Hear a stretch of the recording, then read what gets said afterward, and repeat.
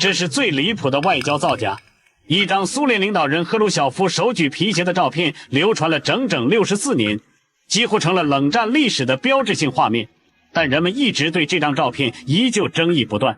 有人核对原始影像資料，發現原圖裡赫魯曉夫舉着的根本是空着手，皮鞋是後期被人合成上去的一張假圖，把赫魯曉夫联大敲鞋盯成了大眾眼裡的鐵案。可這件事本身的真假，直到今天也沒人能說出個所以然。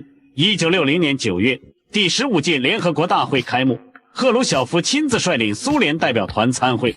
那屆大會從一開始就火藥味十足，冷戰兩大陣營圍繞殖民主義、裁軍、東歐局勢天天交鋒，會場吵得像菜市場。10月12日，爭議徹底爆發，菲律賓代表洛倫佐·薩姆朗上台發言，當着全場各國代表的面直接懟蘇聯：你們天天喊着反對西方殖民主義，可自己卻在東歐搞殖民統治，剝奪了這些國家人民的政治和公民權利。這話直接捅了馬蜂窩。赫魯曉夫騰地從座位上站起來，一邊揮着手大聲抗議，一邊要求大會主席立刻制止發言。整個會場秩序瞬間失控，代表席吵成一片。就在這片混亂裡，最富傳奇色彩的一幕出現了，一隻棕色的皮鞋出現在了蘇聯代表團的桌台上。第二天，《紐約時報》等西方媒體集體炸了頭版。赫魯曉夫當場脫下右腳的皮鞋，先衝菲律賓代表揮舞示威，接着用鞋重重敲打桌面。一個超級大國領導人在全世界最莊嚴的外交場合脫鞋砸桌，完美契合了西方對粗暴蘇聯的刻板印象。很快，報紙頭條、諷刺漫畫、新聞紀錄片到處都在傳播這件事，細節也越傳越離譜。有人說他跑到講台上敲鞋，有人說他早有準備，特意帶了第3隻鞋來表演。可認真核對史料就會發現，這些傳言全站不住腳。首先，整件事從頭到尾都發生在蘇聯代表團的座位上，赫魯曉夫根本沒走上講台。其次，帶第3隻鞋的說法沒有任何史料佐證，純粹是坊間腦補。